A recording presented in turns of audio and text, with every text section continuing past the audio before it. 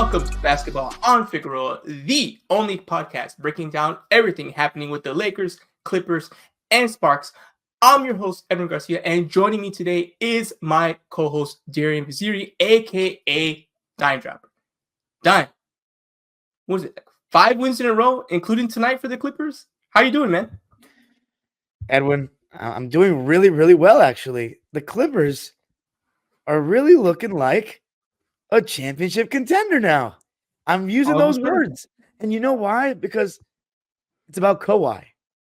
He is starting to play like the Kawhi Leonard that we know is, when healthy, like one of the best players in the world. Like, his defense has been great. And now the last couple of games, he's had multiple 30-point games. He played so well in this game against Sacramento on Tuesday night that he got to rest the whole fourth quarter. He is now taken over. So like last week we did our awards. We said Paul George has been the best player on the Clippers, and that has stopped. And by the way, Paul George going down with what they said was a groin strain or something. It was a sore groin or groin strain. I hope it is not anything too serious, but wow. Kawhi Leonard, after this game, the PPG is probably going to change. They'll either have the exact amount of points per game or Kawhi will have more. And the last couple of games for Kawhi Leonard, let me just read out some of those stats. 31 points on Tuesday, 34 points last night. So this is Kawhi Leonard playing on a back-to-back, you know? And we already know that Kawhi has a degenerative knee and all that. He has played every game, knock on wood, and he has been so, he's only gotten better as the season's progressed. Utah 41. That was his best game of the season. So 3 straight games, 31 points or more. And James Harden's playing really well too. That starting lineup is now 10-3. Harden is starting to do what he does in most regular seasons, be an all-star level player. And Russell Westbrook has had some solid performances off the bench. The defense has been good. Zubac is playing great. And the Sacramento Kings, man, they've given us 2 games this season that weren't even a contest. De'Aaron Fox was nowhere to be found on Monday night. Kevin Huerter, nowhere to be found in either game we played against them. I mean, Fox had 14 points on 5 for 16 shooting. So Clippers are just rolling on all cylinders. It couldn't get much better. And they're just, before trade, after trade, they had a blip when we started all 4 of the big 4 together. But man, on each side of that starting lineup playing together, after making the Russ move to the bench, before we made the Harden trade, this Clipper team has been serious this year, and there's no better stat to look at than the fact that Kawhi and Paul George have played in every single game. That might change on Thursday if Paul George misses the Warriors game, but the point is they're trying to attack the regular season. Like, let's get as many wins as we can, which is supposed to be what I grew up watching and why I have such a problem with some of these teams in the NBA. You got to have a good regular season to win a chip. It really is a requirement if you look historically. So, Edwin, I'm feeling really good, man. I know our record's only 13-10. But we do have a super team, as I said, and it's starting to look super because Harden's playing at an all-star level right now, and there's no doubt Kawhi and Paul are. So things are looking good, and I'm not making any bold declarations. The biggest thing I said was we're looking like a championship contender. But let's be honest, Edwin, how many great teams are there in the NBA right now? And yeah, like I said, like people, and I know you're one of the old days guys, but I'm like, the NBA is in a healthy place. Like, it's really competitive. Like, you're looking at the West, and I think a game and a half separates 2 through 6. So, you talk about the regular season mattering, and it is mattering. Like, a game and a half separates 2 to 6. There's a big difference between being the 2 seed and the 6 seed. Like you said, a 2 seed's only going to have maybe one road series in the entire Western Conference, right? If they win out, right? And that's only if the one makes it as well. In the 6 seed, that's nothing but road games. And we've seen, yes, it's possible to run like that, but you have to have a special team, and it's really, really hard because your back's against the wall to start every single series. That game 7 is not going to be at your home if it happens, and, you're going to play top-level teams, et cetera, et cetera. It's kind of hard. You want to at least have one series that's a little, quote-unquote, easier. If you're a 6 seed, that's pretty much out the window. You're going to be playing nothing but world beaters, for like 6 weeks, to win a title. That's tough to do. So you're right. It's definitely been, I've loved the level of competition, in the regular season so far. I think so far we haven't seen people sitting, like you said, Kawhi hasn't sat, PG hasn't missed. AD has missed one game. He's out there. That groin's not doing too well either, and he's still out there. Even tonight, he refused to leave, and you're starting to see some of that happening again. Now, whether that's the players just feeling like that's what they need to do, whether that's the in-season tournament, whether that's Adam Silver putting up those requirements for those minimum amount of games that you need to be available for those awards. And as you know, those awards matter because a lot of financial bonuses and kick-ins are required on being first team, second team, third team. So if you're not going to be eligible because you didn't play enough, maybe, I mean, players haven't really talked about it, but maybe that's in the back of their head, like, hey, let me at least, get as many games as I can while I am healthy. And next thing you know, they're playing 70, 80 games versus playing, 40, 50. So, yeah, I think you're right. The West has always been stacked. It's always been tough, and this year is definitely no exception. It's airtight, and you're seeing a lot of good teams. It's not a lot of mediocrity. I see a lot of legitimately good teams, 1 through 8, 1 through 9 in the West that can really make a run depending on if things go their way. So it's gonna be interesting. It's a little too early to kind of do the standings watch, but I'm already kind of a little bit of it and saying it's pretty tight. And I think some of the lower teams are going to jump up. So I still think there's definitely going to be a lot of movement. So it's good for the league. It's good for fans, and it's good for just the competitive nature.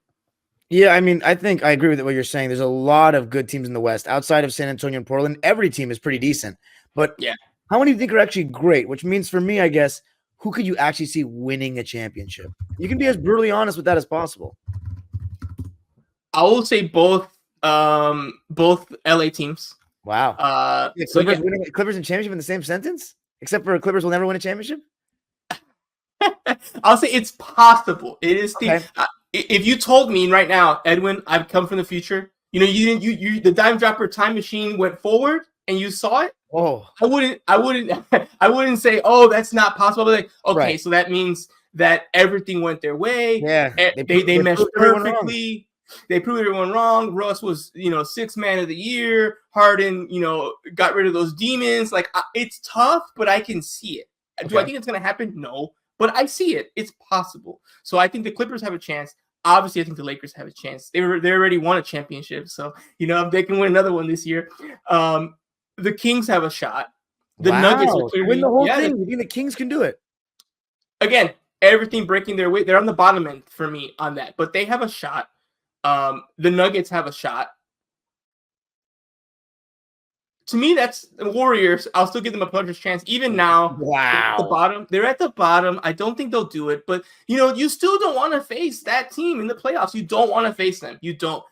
All it takes is a little bit of that veteran magic. That's just a team you don't want to play. Even if you think you can beat them, it's going to be annoying. Curry's going to go off for a couple games. It's going 6 at least. You're not beating the Warriors in 5. It's going to be a tough series. And all you need is Curry engaged.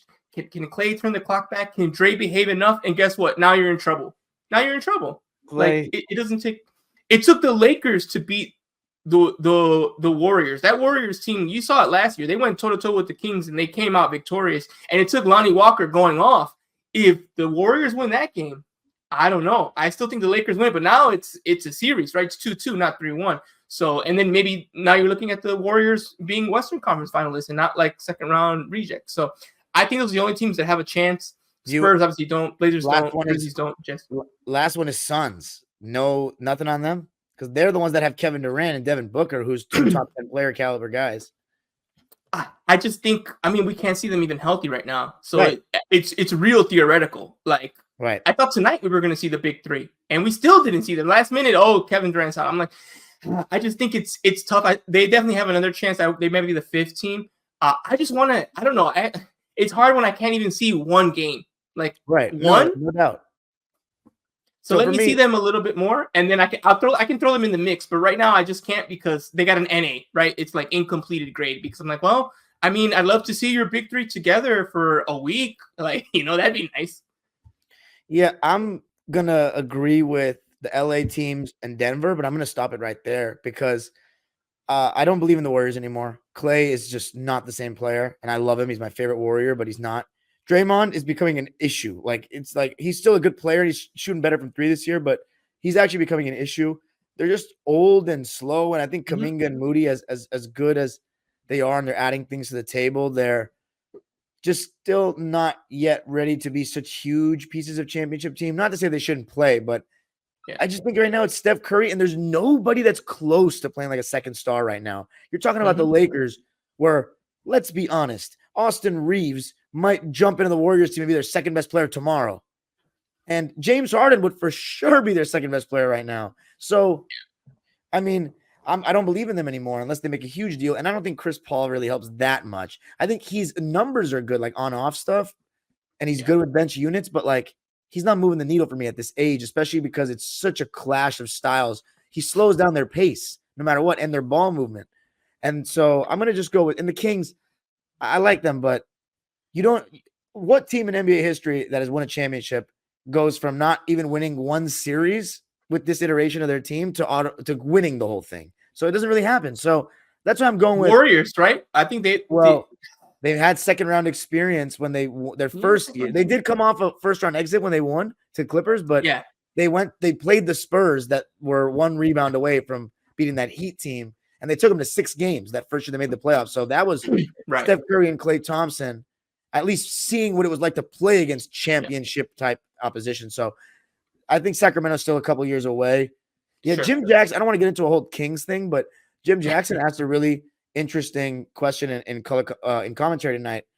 And he was like, what would you do for the Kings? Because they're clearly not a championship team yet to him. What would you do to put them over the top? And I'd have to really sit on that for a bit. Because am I ruling out Fox to be a number one option at that level? Like, yeah, I feel like we got to give him more of a chance because he's not really the one that underperformed last year, and he was playing with an injury. So anyway, long story short, it's Denver and the LA teams for me, the real contenders to really win the whole thing. And it's mainly because the top 3 guys, LeBron James, Jokic, Kawhi.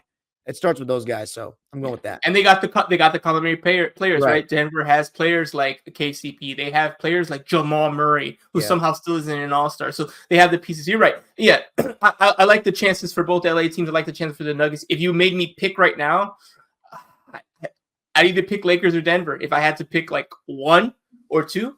But there's a couple teams that have an outside chance. Like I said, things can break their way. Things are going to move. I don't think the Timberwolves are going to stay number 1. I don't think OKC is going to stay number 2. So we'll see what happens. And yeah, you're right. The Warriors dynasty, I think at this point it is done. I'm giving them I'm taking the flyer. I'm like, fine, they're the 5th team. I'll take a flyer on a team with that kind of pedigree. But what I do like about the Warriors dynasty ending is that at least it's ending the way it should end, which is they should implode like this. I like the fact their ownership group did not decide to like trade away everybody and all that, and we don't have to hear Draymond on the podcast being like, "Oh, we would have won 4 more." Like, no, we know how many you would have won after KD. 1. You won the 1. You tried again, and then whenever this dissolves, it's going through its natural progression. We didn't get to see that with Jordan and the Bulls. We didn't get to see that with many teams because of money and players wanting to get moved. At least their core, the 3 that mattered the most, they stayed the whole time, and we're seeing what the end of that looks like. It looks like what it is now, which is they're struggling to win. Only one guy's good anymore, and the other one's missing all their shots and is no longer the shooter they once were. The other one's getting ejected out of games, and the parts the edge that people love, that's grown tired. Now you're just getting the bad parts of it, not the good parts. And that's where things look like in the West. But yeah, that was definitely an interesting conversation there on how the West looks. I can't wait to see how it develops as we move forward. So, all right, let's go into the Laker game since we already kind of talked about the Clippers Kings, and again they're riding high. Today was the first day too, Dime, by the way. I know our timelines are very different because mine's way more Laker focused and yours is like LA, but we have different people following us, of course. But today's the first day. Y'all Clipper people got a little pep in your step. I saw you kind of tweeting some stuff, and a few people I'm like, oh, I forgot. Y'all were quiet for a little while. This 5-game winning streak's got some of y'all feeling a little spicy on the timeline. I love it, but yeah, I saw some. Oh, where's all the jokes now? Like, don't look now, we're coming. I'm like, okay, I see it. I mean, I'm not gonna say all that because we're only 13-10. But when it comes to Kawhi, yeah, I mean, he deserved because we know what he can do. You know what I'm saying? You know me, even though James Harden's playing great, I didn't doubt his regular season ability, but I'm not gonna be the ones tweeting like, yeah, look what's, because I'm the one that was talking trash about James Harden, but like that's more because of the playoff stuff and because I don't like watching him play. But Kawhi Leonard, I'm gonna put all my stock into that if he's healthy, because if he's healthy, he's rarely had like playoff collapses. Of course, there was the bubble, but besides that, the dude has been like lights out every time. So yeah, let's get to it. Lakers in-season tournament victory. No, not yet. Wait, before we get to Lakers that, Mavs, I gotta get to Lakers Mavs tonight. So, especially since you said you didn't watch any of it, which is rare for you. Of course, obviously we're recording this right after, so I'm sure if this was recorded tomorrow or something, you would have watched clips and saw the game or whatever. But yeah, Lakers lost 127-125. So I'm the first one giving you what happened. So this is an interesting thing. So basically, people were talking a lot on the timeline, and just the chatter was like, will there be a in-season tournament hangover? Will there be a hangover? They just won a big thing and blah, blah, blah. And, are they going to be lackadaisical? And to be honest, they weren't. They came with the appropriate energy. Anthony Davis had a chase down block in the first quarter. He was dunking the ball in the first quarter. So I'm like, oh, okay, we're there. The problem was, it's the Dallas Mavericks. They're, even without Kyrie, they're a potent offense, and they came to play. So in that first quarter, they were down 34-26. Because they just couldn't hold on to that Dallas offense. And that's kind of what got them going. And that first quarter was kind of a precursor for most of the game. They were just always behind. They would go on a 5-0 run, and the Mavericks would counter with an 8-0 run. They'd go on a 6-0 run. The Mavericks would go on a 4-0 run. Like, just little things. They just couldn't gain any ground. They finally did in the third quarter. And AD was just a monster. Like, I was thinking before the game, okay, he's not going to have a 40-20 night, right? You know what his night was today? 37-11. So he actually wasn't that far off. Didn't have as many rebounds, but he was scoring. He had 20 points in the first half, and he had, 17 more in the second. So he stayed consistent. And again, he had in the second quarter, he had 2 moments where that groin, again, it's bothering him. He came down, I think, from a rebound, and then afterwards, he kind of was grabbing it. I'm like, oh. And then he kept going. I'm like, okay, cool. And then he hit a runner with 2:30 left in the second quarter. And then again, he was holding it. I'm like, oh my goodness. And they subbed him out.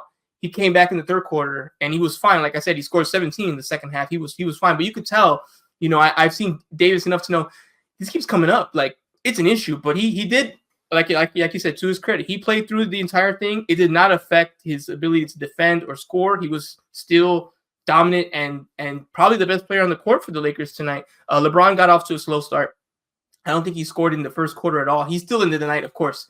33, 9, and 8 is the classic LeBron. You think he's having a lackadaisical game, and you look at the stat line, you're like, oh, he's got the most points, the most assists, the most minutes. Like, what's going on? And that was kind of what we got from LeBron, but he was a little slow in the first quarter. Now, they made the run, and they actually took the lead going into the fourth. They were up by 1. So, and they went on that run during the non-LeBron minutes, which was also shocking because, as you know, the Lakers struggle when LeBron sits. LeBron sat. They went on an 8-0 run to end the quarter. They were up by 1. And then I think the issue was it took them so much energy to come back, even though they were only down by, I think it was 15 at one point in the third. But to come back, they come back from 15 down in the third to up 1. That energy was just a little too much, and Dallas just was shooting it lights out. From 3, they were, I'm looking up the stats now, 21-43.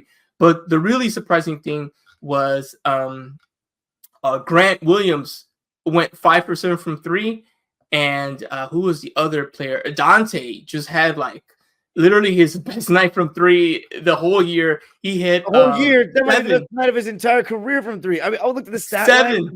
The one thing I checked was the box score, and I'm like, Dante Exum had 26 points against the Lakers. Like, what? 7, 9 from 3. Laker defense has been really electric lately. He literally was just hitting. He hit everything. He was 7 for 9. I'm not doing the math. I'm not looking at every shot. But if I had to guess, 2 or 3 were open threes. The rest were contests, and he was just hitting them. It was like, what are you going to do? He was hitting them from the corner. He hit a bunch from the wing, right wing, left wing. I was just like, I don't know what to do. Probably the only one that I got kind of frustrated with was a corner 3 where they clearly were rotating the ball all the way around to get to him. And I'm like, I could see this happening from the top of the key. I'm like, it's going to go to X. I'm like, someone, recover. And nobody did, of course. And then he hit that one. I'm like, really? He's been lights out. How did you not recover? That was probably the only one I kind of give the Lakers a frustration for. The rest of them was just sometimes the guy's just on. I think he only hit 4 threes before all year. He hit 4 threes. And tonight he hit 7. So he was on one. And ultimately, that's why the Lakers lost tonight. They lost by 2, so they were right there. They fought the rest of the fourth quarter. They never wavered or went away. But it was just a matter of a good start from the Mavericks, lights out shooting from 3 from Williams and Exum, and And then, they just didn't have enough in the fourth to kind of pull out the victory. Dallas is, again, they got a great game from those two. And I think Luka had a pretty decent game. He had his moments. He didn't have like a monster game, 33 points. So it was still pretty good. But he didn't have a monster game, but he did have a good game. He was ready. And in the fourth quarter, he was hooping too. So, I mean, that's pretty much it on Lakers Mavs. Unless you have any questions for me, then I guess we'll move on to some in-season tournament action here. So you don't think it was a bad loss at all? Because just no Kyrie is the only reason why I ask. Nah, okay, I'll say this, and you could call it an excuse you want. The Mavericks like to play us. Like they always bring it. Luka always brings it. Like I've watched Mavs games where I'm like, oh, they've lost like 2 or 3 in a row. I think the Lakers can get them, and then they come out like it's a playoff game. And I'm like, what's going on with the Mavericks? Like the Lakers-Mavericks matchups for the last 2-3 years have been that way. They've all been bangers, except I think Christmas Day one time the Mavericks like blew us out. Other than that, every game's decided by a few points. So if there was no Luka, I'd 100% agree with you. But if Luka's on the court, even if there was like Luka's the main guy to me. If Luka's on the court against the Lakers, he kind of like with y'all, he always brings it. So we have never gotten an easy win, even when we do beat them. So I wouldn't say it's a bad loss. And they gave the effort, they gave the energy, they never went away. The Mavericks just shot better, and Luka was good enough late in the fourth to kind of get it done. And it's a road game too, so you got to give a slight edge to Dallas. They were on a back-to-back, so theoretically the Lakers should have been a little fresher. But I mean, I think the better team tonight was the Mavericks, and they won. So, you got to give them credit for that. What made it so hard defensively? Because Laker defense has been so good lately, and I know the Maverick offense is great, but 127 points is a lot. I think it was the first quarter. Like I said, they came out with 34. It was just really tough to – they weren't doing a good job defending the three. And I think even the Lakers, they've been a lot better recently, but they've struggled defending the three. And – for example, in the Pacers game, which we'll talk about later, it was Doe, Halliburton, make the other players beat you, and guess what? They shot horribly, so they didn't. And then tonight, it was, okay, let's get someone else to go. And then the Mavericks said, cool, we got Dante and Grant Williams. I guess they're gonna have the best nights of their life. So it's like, okay, and the Lakers right now, as currently constructed, are kind of their defensive philosophy. When they double on someone like that, if the other players step up and hit their shots, they have not really found a good way to adjust to that. That's why they also lost really ugly against the Sixers earlier this year, because they were doubling Embiid, and the other players got going, and they didn't have a counter for that because they were so focused on Embiid. So I think it's something that Ham's going to have to think about moving forward when he does play teams that are more star-based. Okay, I get the concept of let the other guys beat you, but what are you going to do when they actually are beating you? Are you going to deviate? Are you just going to take the L? How are you going to try to cool off those hot hands so we don't end up in that scenario where, we're letting those guys beat us all night? And I think that's what happened today. They got going, and they just got going. I mean, they have the fourth best, I think, offensive rating. They're like a top 6 offense. So the Mavericks, their offense, as you know, is pretty good, and their defense allowed the Lakers to kind of get back into it, but ultimately, they just had enough in the fourth to kind of, take control of the game. Fair enough. I'm surprised, that the Lakers blitz Luka or double Luka on the pick and roll, as opposed to, kind of just playing AD in that normal high drop coverage, and then having their defenders like Vando and Prince. Oh, no Vando. You didn't know that. Oh. Sorry. There's no Jared Vanderbilt. He had issues, lower back spasms is what they called it. So it wasn't the knee issues that he was having.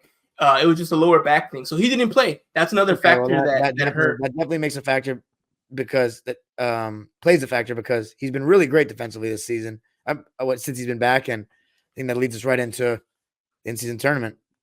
Yeah, that's right. So yeah, no Vando. That definitely hurt with that wing defense and being on the perimeter. So and I think Reddish also didn't have a great game defensively. He wouldn't have a bad game, but just again, those guys were killing everybody. So that's kind of how it went down tonight. All right, so the in-season tournament, my new favorite thing, Dime. New favorite thing. This is awesome. The Lakers just win, and they just win, and they just literally never lose, and everybody wins. The Lakers win. The league wins. The players win a bunch of money. Like, I just don't see a downside. It's just awesome. It's like cake and ice cream. That's what the in-season tournament was for the Lakers.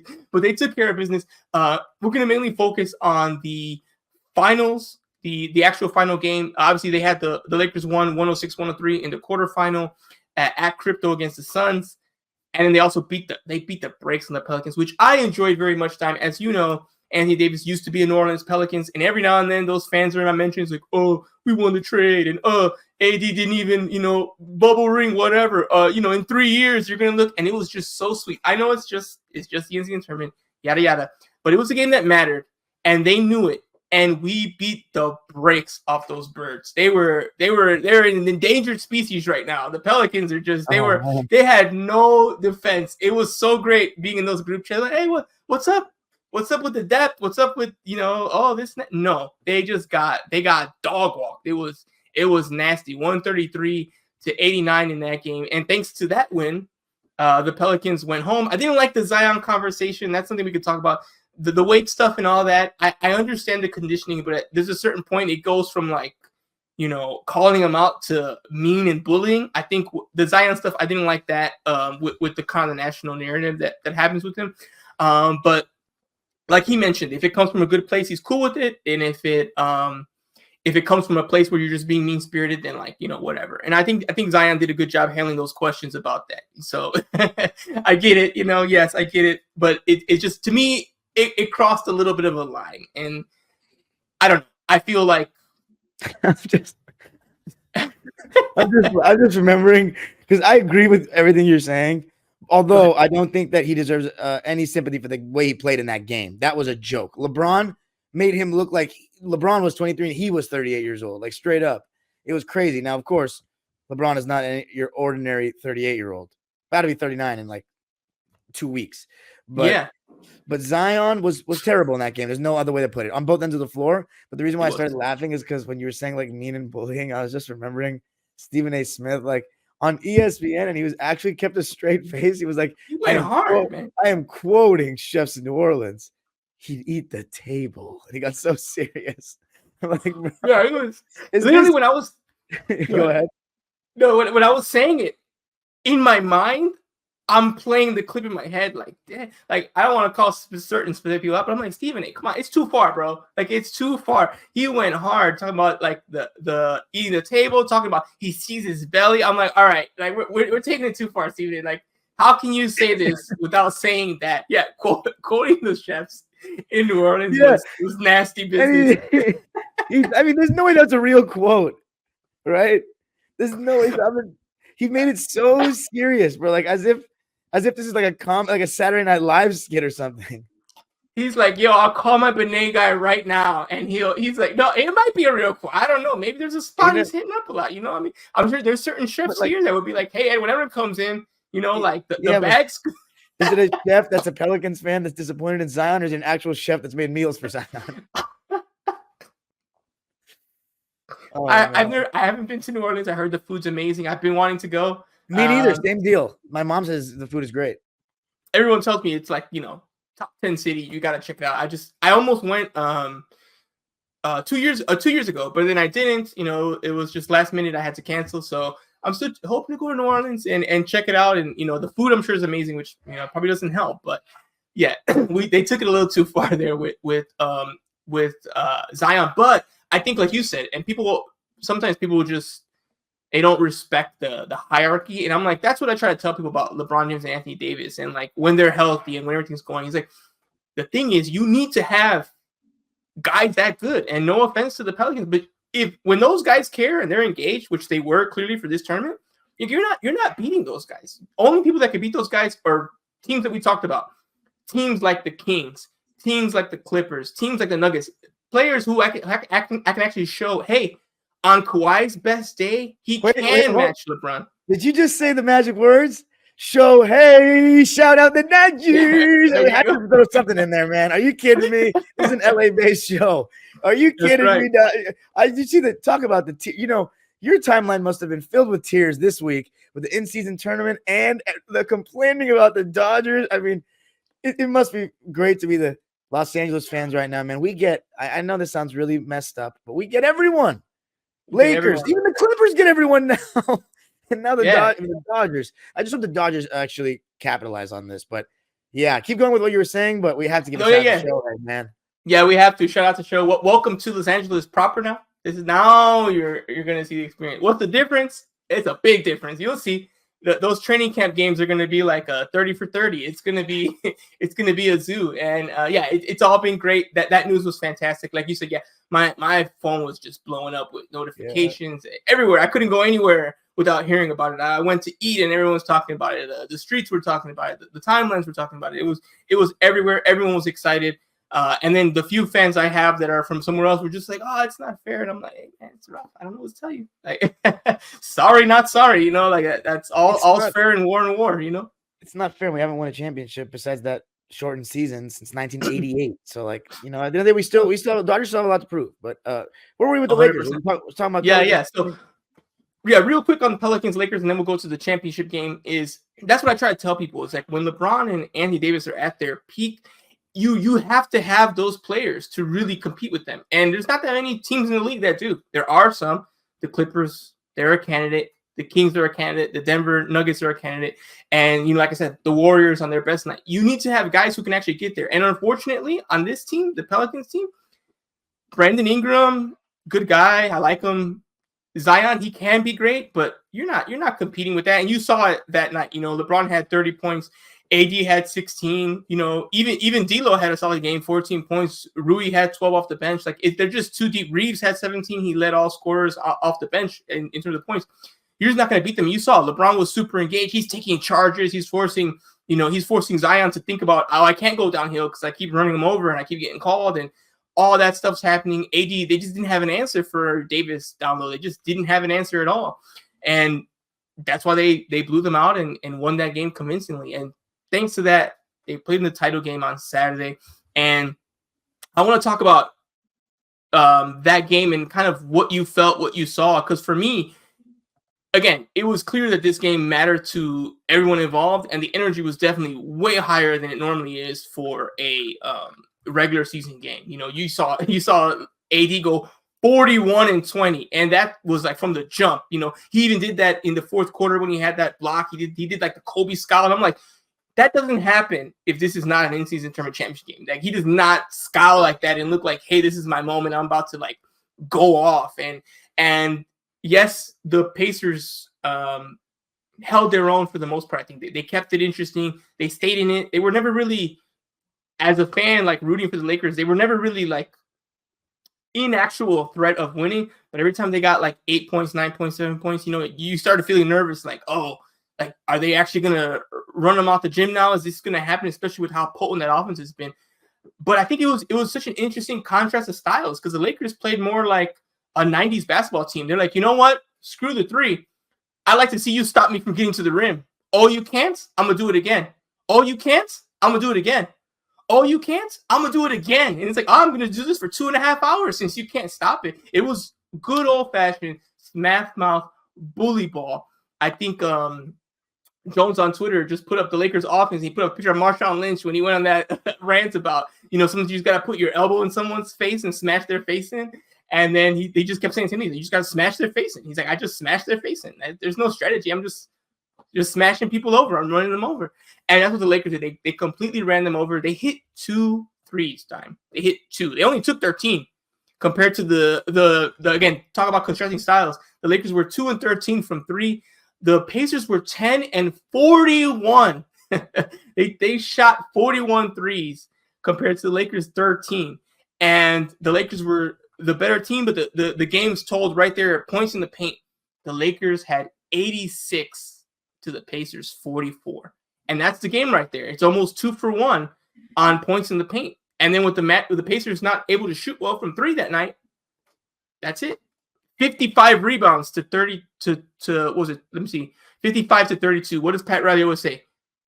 No boards, no rings. 55 to 32. You're not going to win a game. If you just told me those stats, I'm like, oh, that team won. The team that got every rebound and also scored everything in the paint, that's the team that wins. It's as simple as that. Sometimes we don't have to make it that complicated and talk about, you know, plays and schemes. Look, they were scoring every basket near the basket, and when they didn't score, they got the rebound. That's it. That's the game. What were your thoughts? My thoughts were the Lakers are just a better team in the sense that they had the 2 best players on the court very clearly. Lakers' strategy, as you said earlier, blitz Halliburton, make other guys beat you. And you just saw that the Pacers, they don't have a second star. They don't defend well. So they're not going to win any series if they're lucky enough to make the playoffs this year. I think they'll be in the play-in. No, they're not. That's not. The East is too good for that, in my opinion. Like, I'd be really shocked if Miami, Boston, Milwaukee, and Philly are not the 4 teams left standing, which is the exact final 4 of the 2022 season. I'd be surprised if it's not any of those 4. I mean, respect to Cleveland. Hold on. Time out. So you said what are the 4 going to be in the East? I'm going to write this down because I got. Yeah, let's do it. I'm very adamant about this as well, unless they get matched up in the first round somehow. One of these teams. Sure. So what are the 4 teams? Boston, Milwaukee, Philly, and Miami. So you still have Miami top. Are you saying they finished the conference top 4, or they're the last 4 left? They're going to be one of the last 4 left because I still believe in playoff Jimmy Butler. They're 13-10 right now, which is the same record as the Clippers. They're half a game behind the Knicks, and Bam Adebayo has missed a good chunk of games here. I want to check how many he's missed in particular. So Tyler Hero's missed 15 games, and Bam's missed 7 games. So that's relevant to me, and I still trust him in the playoffs, especially with the fact that I think Kyle Lowry has been playing a little bit better this year, and also Jaime Jaquez, one of our own, UCLA legend. He's been one of the top 5, top 3 or 4 rookies so far this season, and so 100%. They were really weak at that big forward position last season, and Jaime is helping that. So, and also before Bam got hurt, he was playing like some of the best basketball of his entire career. So I'm still very much a believer in the Heat being a dangerous playoff team. So yeah, I do believe in the Heat being a dangerous playoff team. You're right. I no longer worry about Jimmy Butler. I don't care what he did this week. Jimmy Butler is Jimmy Butler. He's proven it. He's taken that team to the finals. He's taken that team to the twice now. He's taken the team twice to the finals. And off of his just, you talk about not having a second star. He's just like, I got it. You can't, like, he's literally been a bully. We talked about Stephen A. No, he's literally been a bully. He's literally looked at guys in their face and be like, you can't guard me. And then he scores, and then he scores again, and then he gets a steal on him. And you're like, oh my God, like, this guy's like he's like a freaking, like, an anime villain. Like, he just won't die. Like, this is crazy. And then he just does it series after series. So I'm with you on that. I'm still a little concerned about if they can get the top 4 at the end. Yeah, obviously if they match up in one of those 3, then that takes that kind of out of the equation. Just because, yeah, like I gotta see can Bam get healthy? I think he will, and how they'll look. I definitely wouldn't want to bet against the Heat. But I don't know. Like, are you saying you're not buying the Magic? They're 16-7 right now. That means you don't have them kind of coming out of there. I'm not going to pick the Magic, who have 0 playoff experience, to win a series. I'm not. I'm very resistant. I'm really a big believer of experience. It could be their coming out party. They win a series, but if they play the Heat in the first round, they're not going to have, like, no matter how much better record, they're not going to be the favorite in Vegas. So, like, I'm taking those 4.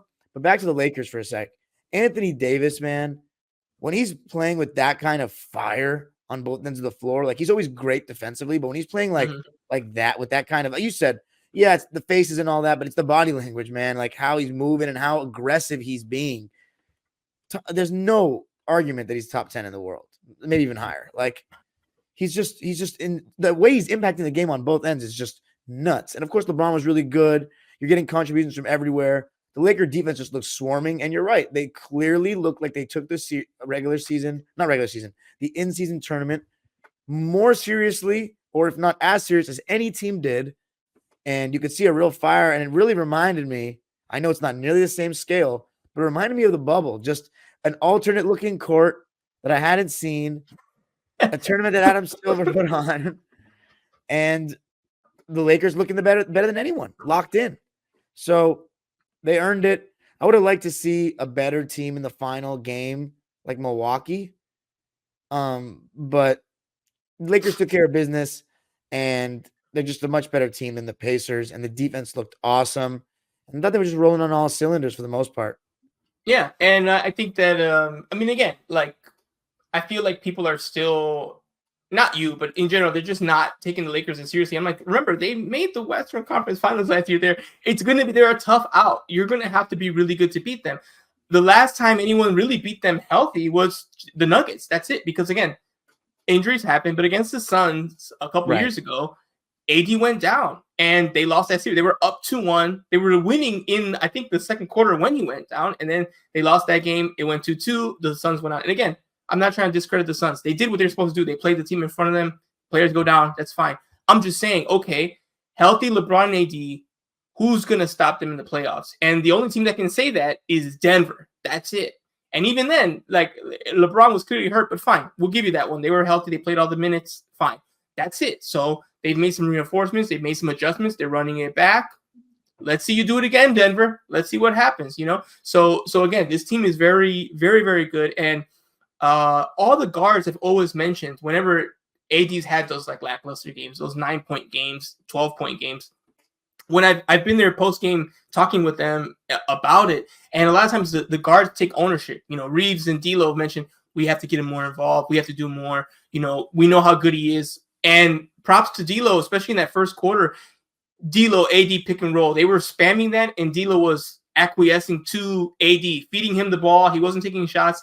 He was also a big factor in the beginning, getting him going early. Let me see. He has 7 assists, which is, you know, a solid number for D'Lo. Nothing crazy, but I really think that he deserves some credit for that first quarter where he was really he made sure AD got going. If you look at those first quarter buckets from AD, a lot of them were passes from D'Lo where the big man was rolling and he got rewarded. And then guess what? That means he's going to roll harder, and then he keeps getting rewarded. And next thing you know, momentum starts. Who knows how things go? Maybe if D'Lo takes a couple pull-up fadeaways contested, they miss. AD gets frustrated. He's not rolling no more. The game gets tight. Next thing you know, it's a completely different game. It was just one game. It could have went either way. But the Lakers took care of business. They won. Now that it's over, before we put a bow on it and go back to the Clippers, how did you feel now that you saw the full product? I know you're the old school guy. You want to go back to, you know, the short shorts and all that. No, whoa. Old school, and I'm 25. You know, I think that makes more of a statement of how much the league has changed the last 10 years, if I'm being real. So, okay, what I'm saying is I feel, that's just me. That's what we're going to ask you the question, then you can answer. I feel like you're more you look at the game in a certain way it was, and this is new. This is all very new. A new cup, a new trophy, new jerseys. Adam Silver, you know, went to the lab and cooked this up. But now that you saw the whole thing, it's all over. Only thing left is actually literally hanging that banner, which we can talk about if you want to, or we can save it for when it happens. We better. We're talking about it. We'll talk. Okay, cool. So now that I'm going to give you the floor, tell me, what did you think the inaugural NBA in-season tournament? It was better than I expected. I actually liked it because I think it didn't hurt the NBA in any way. I think, except the courts were a little weird looking, but who cares, right? The Clippers one wasn't actually that bad to look at in person, so no mind there. And I thought they found a fairly creative way to mix it in without adding more games, right? Because like when in soccer, when you have the domestic cups, it's literally just another competition. So they're adding games to their already very, you know, lengthy seasons. So they found a way to only just add one game for the teams that made the championship. And I thought that worked out nicely. And they did it in a time period where this is when the season starts getting a little drab, a little bit, injuries are starting to happen. You start to see who teams are, that luster of the beginning of the season, and what each team is going to look like is kind of worn off. We all kind of see the picture and seeing it start to develop. So like from December to the All-Star break is kind of the low point of the season, where it's like NFL is, especially if you live in America, like NFL is getting really heated, you know, so it's a little bit more tame. So I think it added some excitement, and it caused for some more competitive games with some better crowds. Besides the Vegas, I didn't necessarily like the atmosphere in Vegas, even though it was like a Laker home game, but like if it's going to be a Laker home game, might as well have it here. You know what I mean? So that's the only thing I'll say is and also I think that the people that paid to go to the semifinal first game should get tickets to both games. So because like the first game, the Milwaukee, Indiana, I was at work. Like it was 2:00 local time. So that was an issue. But for the most part, I actually like this tournament more than the play-in tournament, because the play-in tournament actually changes not only the postseason, but the regular season approach and just the amount of teams that can make it. The in-season tournament didn't really change that much to me. So I think it was a good addition. Credit to the Lakers for winning it. And it's kind of like a win-win to me. Like if you lose, it's not that big a deal. You just move on with your season. And if you win, it's like, oh, awesome. But my only thing is, and I know this is the league pushing this because they want to create more incentive to win it. I just think with a franchise that has 12 championship banners, 13 total if you count the one with the Minneapolis 5 on it, but 13 physical banners in the arena, adding another one that's the in-season tournament is just like, looks a little corny, a little gimmicky for the Lakers. You know what I mean? This is the Lakers. I don't know. What do you think about it? You're a Laker fan, so Yeah. One, they've actually adjusted the Minneapolis ones now, so they're actually like on the side, but they're actually like numbered now, so it's a little more spread out. oh, they have And 5 two, different ones. yep. Okay. Yep. They did that, I think, 2021, I think. Yeah, don't quote me on that, but that's new. It's been changed recently. So now it's not just one with the years on it. It's a little more separate. But I'm very interested in how that went down. Like I said, a lot of people have been saying that, oh, it's the league. It might be the league. Very possible. I think it's one, again, I think that the thought process the Lakers normally have is pretty simple. They only hang the championship banners. Championships are all that matter, period. We don't hang conference championships or Pacific Division titles, only the banners. One, this is something new. So that was before this came out. So that was the quote for that. Two, this is a different type of title, not the same. And that's why it's also going to have a different color and be kind of just one. There won't be 20 of these. If they win a bunch, they've said they're going to, I haven't seen the banner yet. They haven't shown it publicly. But this is going to be a different color, different shape to differentiate. And it's going to have space for future years. So there won't be any more to be like, oh, and our in-season tournament titles, they're right there listed. I think that's a happy medium to that. Personally, do I want one? Did I need one? No. I think I would have been fine with not having it. But it becomes one of those, if the Lakers didn't hang one, no one would ever want to hang one. Because now it becomes the cool kids are too cool for school. No one's going to want to be the first one to hang it, right? Compared to the division ones and the conference ones, certain teams, at least I think, hey, we might never win the title. We're going to hang whatever we can hang up here because we got nothing. So we'll hang whatever. But if the Lakers did the in-season tournament and decided, you know what, not only did we care and we won, but we're not hanging it because we're above that, I think it sends a message to everyone else. No one's going to want to be the first to do it. So now if the Lakers did it, every team who wins one's going to do it because it's going to be like, well, yeah, we won, so we're going to hang up a banner for sure. Probably going to bite the same style the Lakers did and just put one. Maybe some other organization will say, no, we're going to put a regular, just going to be a straight up banner, and it's just fine. So I'm okay with it. If it was up to me, would they do it? Probably not, but it's really not that big a deal. It'll just be on the side, and it'll just have all the years with how many they have. I mean, Taylor Swift had a banner up at Crypto for a little bit, and then they took that down. So, you never know. Maybe if the in-season tournament only lasts 5 years, so I'm sure they probably would just take it down and say, oh, forget it. It was up there for a couple years. And if this is something, like I said, I think this will be something that's sustainable. I think this thing will stay forever. And in 10, 20 years, I think there'll be teams that put this on the marker as a goal. We want to win the in-season tournament. Like we talked about last week, we were joking about the treble and all that kind of stuff. I think there will be there'll be some players who'll be like, you know what? I want everything. Gold medal, All-Star MVP, Finals MVP, in-season tournament MVP. I think that'll be something those star elite players be like, yeah, I want to get one at least and say, yeah, I was the best player this year and I won everything, including this tournament. I think we will get there if teams continue to care about it and put that stock into it. I think we're going to continue to see that moving forward. I'm curious to see what changes they make next year. I hope they don't get greedy. I kind of like how it is now. I really hope they don't say, you know what, they liked it. Let's give them 20 games and let's make it a whole month of. I hope it doesn't get to that level because I'm a little afraid that they're going to get a little greedy and say, hey, I wonder if we can, like ramp it up more. I like the fact that the games were only on Tuesdays and Fridays. It was very easy to understand once you knew. And say, okay, cool. Tuesday, Fridays, they'll have different jerseys. They'll have different courts. I get it. It's fine. But obviously, we're way ahead of that. I'm sure they're brainstorming that stuff. But yeah, I liked it. I liked it more than I thought I would. The WNBA tried this, and it didn't work as well. And I think the reason why is, to be honest, the WNBA teams, they kind of go hard all the time. So it's kind of like, oh, it's a Commissioner Cup game. All right. Like, I always give my 120. So, like, what am I going to do more? So those games didn't have a different feel, in my opinion. Sometimes I would forget. I'm like, oh, it's a Commissioner Cup game. And the NBA did a good job making a distinction. It made it really clear with the jerseys and the courts. Maybe that's something the WNBA can look at because they've been doing it. Theirs is called the Commissioner's Cup.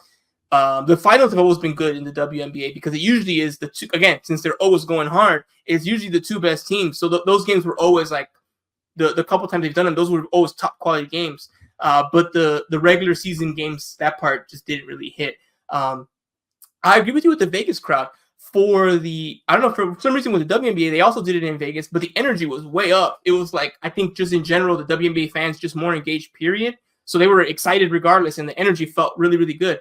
Even though this was a Lakers home game in Vegas, the energy didn't feel good. It felt really quiet, almost like a Super Bowl atmosphere, where it was kind of corporate. And it was like, I don't know, I'm not feeling the excitement. They would get excited, you know, when things started happening or the game got tied or in the fourth quarter.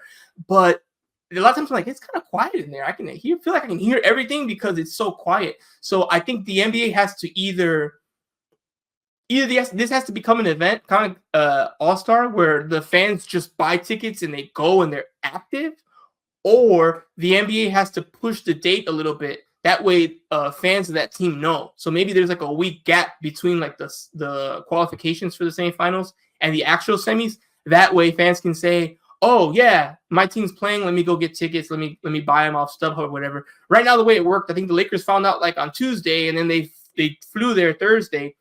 That's not really, like you said, at a 2:00 game, at least for the Milwaukee one. Even the Lakers one was like 5:30 or something. Like, it's just hard for even in LA. It's hard to just drop everything in the middle of the work week and say, you know what, I'm going to go watch the semifinals. Like, that's not really going to happen. And what you end up getting is people who either have a lot of money to do that, but then they're also not the kind of people that are going to be that excited about it. They're just going to like, oh, it's a cool hype thing to do, so that's why I'm here. But then you're not going to get the right energy for that. So a couple of things to tweak with that, but for the most part, I think it was a success. And you know, I enjoyed watching it. I'm definitely looking forward to seeing what changes happen next year.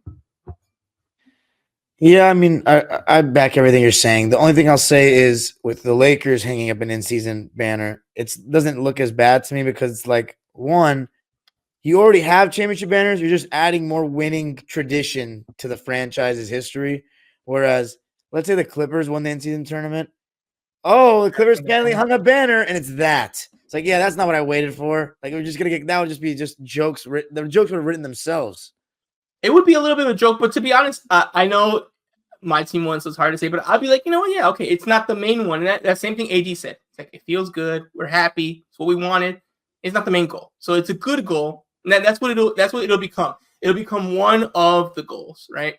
Just like it's like a goal to finish top 4 or like be the 1 seed. Like, you don't really celebrate that, but you're like, it's nice, and then we go from there. So yeah, we'll see how it develops in future years. Maybe the Lakers will just win it again and just keep winning the in-season tournament and rack them up. And like I said, now we have the tiebreaker against the Celtics, which makes me happy.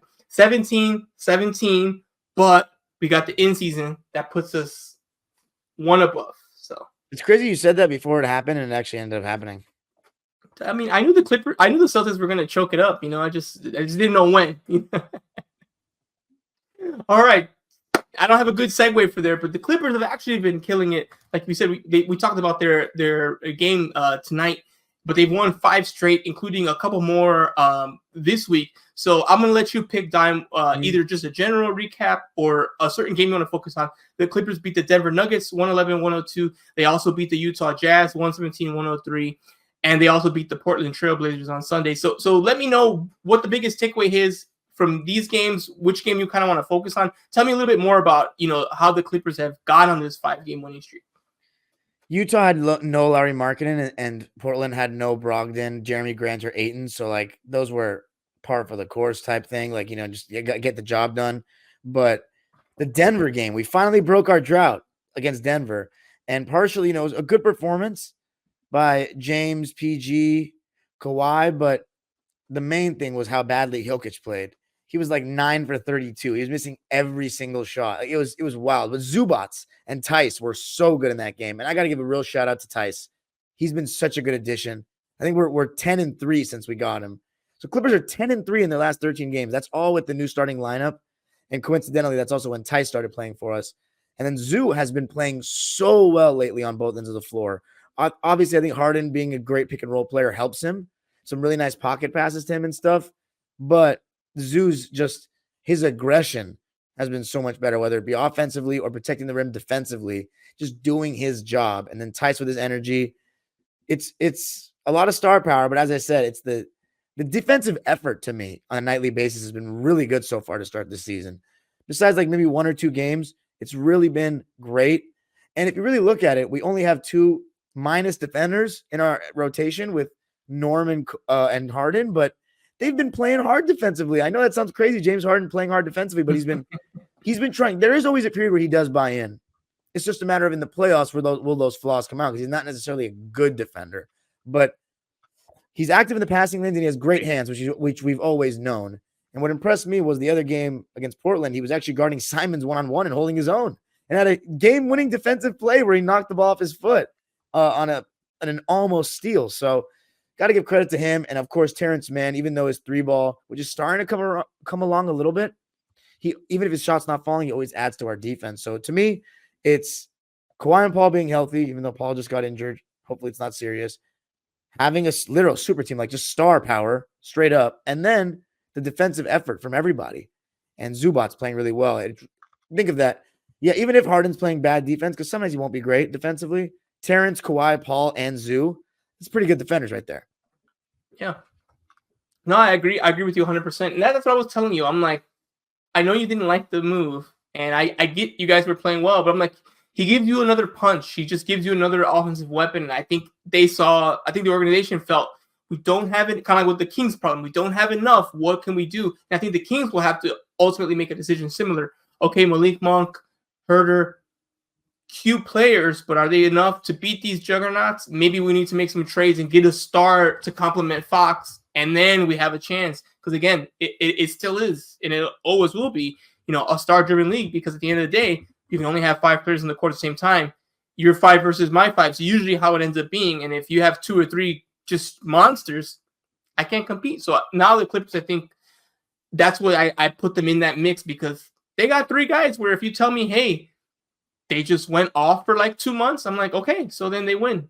That's what happens. If they go off like that, they're going to win. It's just, you're telling me Kawhi's going to, go 12 for 14 and, Harden's bought in and Russ is hustling. It's like, okay, that's a tough team to beat.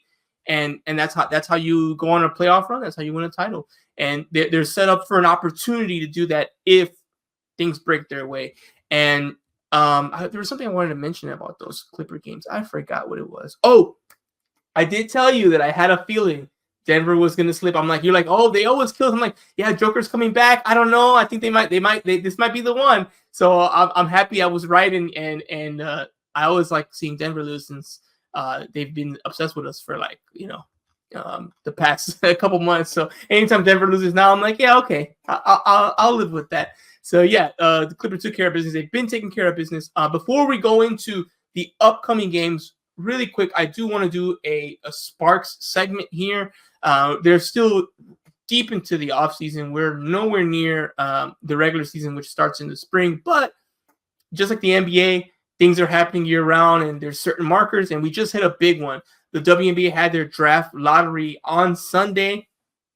Really important moment for the Sparks. One, because they had the third best odds of getting the number 1 draft pick. And if you're paying attention to what's happening in women's basketball, this is, if everyone who's eligible to declares, it's going to be the deepest draft. You have Caitlin Clark, you got Paige, you got a bunch of players from South Carolina. Like, it's one of those stacked, like 96 NBA draft. It's one of those. There's like 8 to 12 all-stars coming out of this. What about all of LSU's players? They got a stacked squad. Yeah. Reese is going to probably declare. Again, they're still, just like the men's thing, they're still playing, so technically no one's declared yet. But on paper, yeah, it's going to be a juggernaut of a – this is the one you want to win. It's one of those, like, every 5-10 years, like, oh, yeah, I want to win this one because there's a superstar. And this year, I think, it's Caitlin Clark. So this was a big draft for the Sparks. They did improve. They had 17% chance of getting the number 1 spot. They did not get the number 1 spot, but they got the number 2 spot. And like I said, it's arguably the deepest draft on paper. So it's still a really exciting thing. They're not going to have number 1, so that means Caitlin Clark will probably be in Indiana Fever because that's who won it. So they won't get that number 1 spot, but they got the number 2. I think they're going to go with Paige, who's like just a monster guard. I'm not sure if you've been keeping up with, what's going on with women's basketball and Caitlin Clark and Paige and Reese and all that, but I think that's going to be a great compliment with NECA if she resigns with the Sparks, which I assume she will. Do you have any thoughts here on the WNBA draft and on Paige's game, Caitlin Clark's game?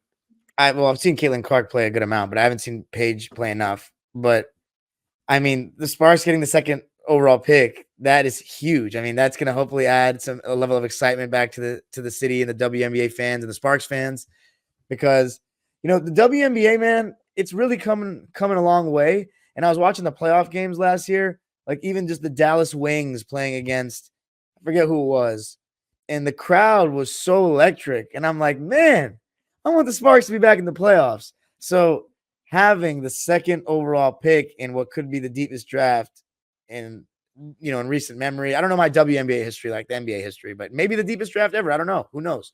It's up there on paper, of course. We got to see the players and then see how they perform. But yeah, there's a lot of talent coming out of this draft. It's a great one to get the number 2 spot for. Cameron Brink from Stanford. I really love her game. I wouldn't be mad if they got her too. Edwards from UConn as well. They're just, like I said, like to kind of put in perspective, like Reese is a bucket in college. I wouldn't be surprised if she doesn't make the lottery. Like, that's how deep like this draft is. There's like a lot of like serious big time players. So I want them to get the number 1 pick, because obviously then they can just make the easy pick and go with Clark. They might still get Clark. You never know. Maybe she doesn't go number 1. Maybe the Fever talk themselves out of it. Maybe they see a different matchup. They already have Boston there, so they would be 2 bigs, which I think works really, really well in the W. I think they will go with Clark, but we don't know yet. So we'll see what happens. But having number 2 pick, and I think they also have the number 11 pick. So they'll also have another one. Let me double check that real quick. I'm almost positive they have the number 11 pick as well. So they're also going to have another chance. They can even move up. I don't think there's really anywhere to go, because I don't think they're going to get the number 1 pick's not going to get traded. I don't think there's anything that you can do to move that, but they do have a few options if they do want to maybe package for a star or something like that. They'll have that option as well.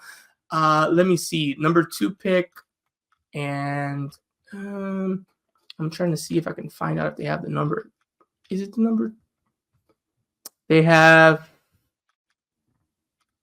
number 12. So they have 2 and 12. Okay, so not 2 lottery picks, but they got the number 2 and the number 12. So yeah, we'll keep an eye on that. We'll keep track of that as we move forward. Once we're closer to the draft day, and once we see people declaring and the WNBA is closer to being, starting, because college basketball is wrapping up, then we'll definitely talk more about this and get into it once we know a little bit more about who's actually available and what's going on. But my biggest thing right now is keep up with the AP 25. So go watch Iowa, go watch UConn. One of those players is going to be a Spark next year. So, and also they're an amazing team. So it's probably good to watch UConn basketball, period. Yeah, always the Lady Huskies always have quality players. And then, so I just checked ESPN, the mock draft. They have Cameron Brink from Stanford going second to us. So we'll see what happens. It's the WNBA. The WNCAA. NCAAW is usually how we say it. Yeah, NCAAW tournament is a really becoming an event that I'm looking forward to, because with women's basketball, man, and women's college basketball, you're having these ladies spend multiple years in college. So you're really starting to build, kind of like how old men's NCAA basketball was in the 90s and the 80s, where you're starting to build an attachment and storylines to these continuity to these college basketball teams like you had back in the day, and you can build that attachment to them, because like you get a Zion and Duke, he's out of there in 1 year. There's no legacy with Zion and Kyrie Duke. played like 11 games, Just, any player now that goes, like Isaiah Collier even with USC, it's like this is going to be his only year here. So I think that's awesome, especially what we saw with LSU and Iowa. That was electric. So yeah, that was electric. And like you said, we might get a rematch this year. That all those players are pretty much, they ran it back, right? Caitlin Clark's still in Iowa, Angel Reese is still in LSU, and you have Juju Watkins at USC. I've been meaning to go down there. Everyone's been going down there. I know you were there this weekend watching Bronny. Yeah, I was for the men, of course. Yeah, but I wanted to stay and watch Juju, but I just had a conflict. But the line outside of Galen for Juju was really long.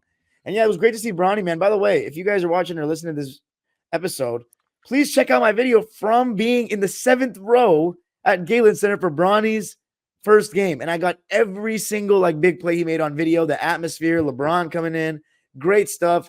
It has about 250 views on my channel right now. I figured it'd be a little more. Check it out, man. It's a great occasion. And I thought Bronny was pretty impressive. If you just remove the he's got to be like LeBron expectations and just treat him like a normal person, like a normal D1 basketball player, he's actually pretty good. I don't know.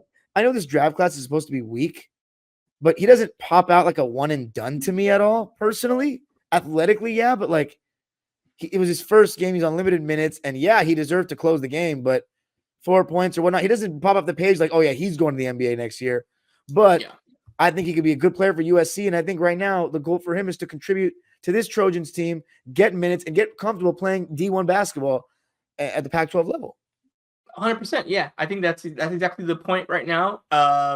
He's not, like you said, he's not a top prospect, even though it's a weaker draft, and he's got the name to help him. Right now, the goal is just it's just gotta be get in the rotation, get active, get acclimated. You know, you started behind because he couldn't start right away because of his health condition. Now he's cleared. Okay, just get out there, go play some ball, get used to playing in the system, and let's see what happens. The season's still long. It's December. You know, it's going until March/April. So you got plenty of time to still get plenty of reps in, plenty of games in. Let's see what you can do. And then when the time comes to think about that decision, you can see where you are in the draft lineup, where you are in the depth chart. If you want another year to get your legs under you, whatever. You know, he can have that conversation. And that's why LeBron has his contract the way he does. He's got a player option. If his son doesn't feel like he's ready or he sees he's like a borderline player, okay, run it back. Okay, cool.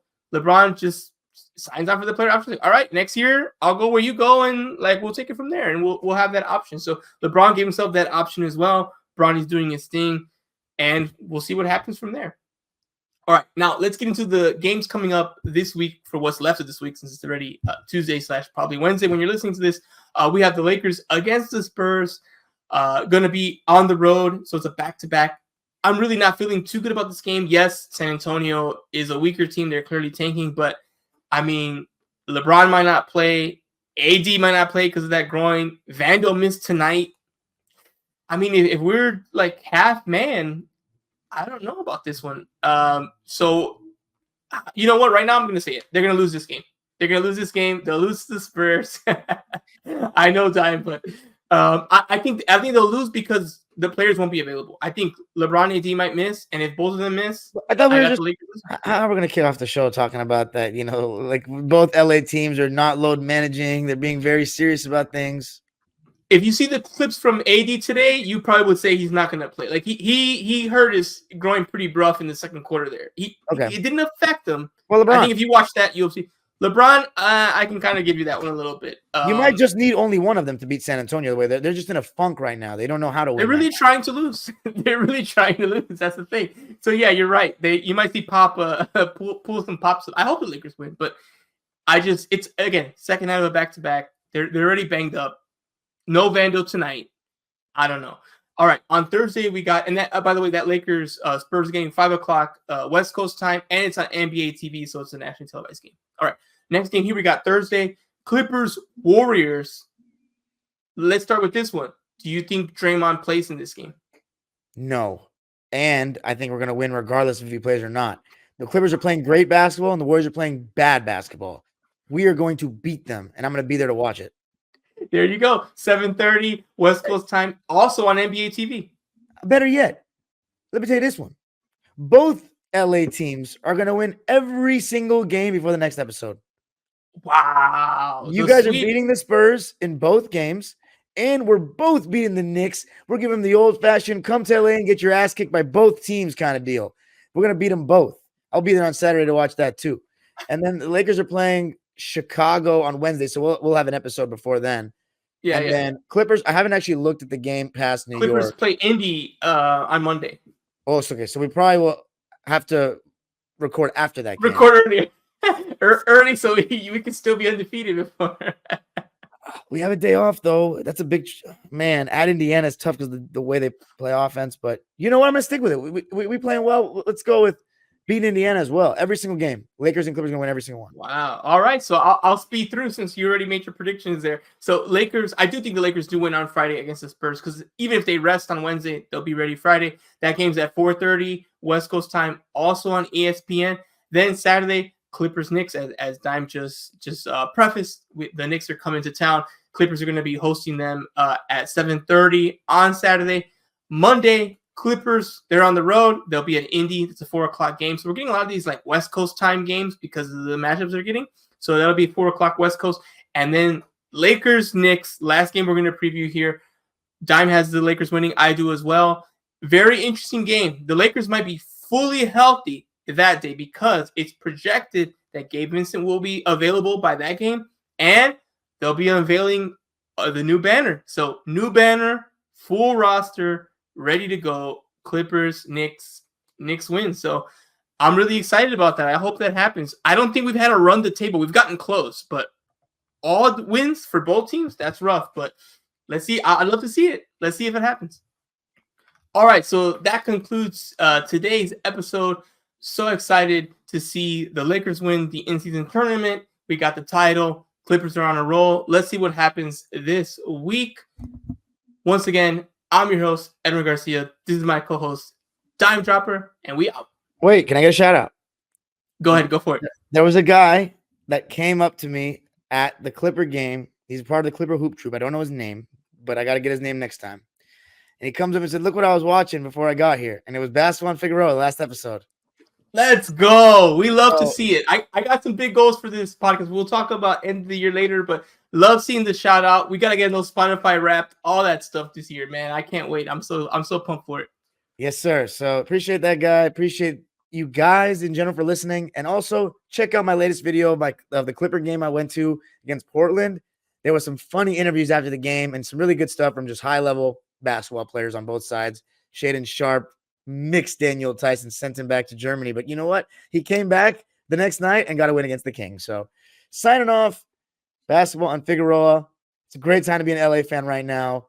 Shohei Ohtani, shout out to him. And the LA Rams on an absolute roll. But we lost to the Ravens, but it's okay. I think we're still going to make the playoffs. Have a great week, everybody.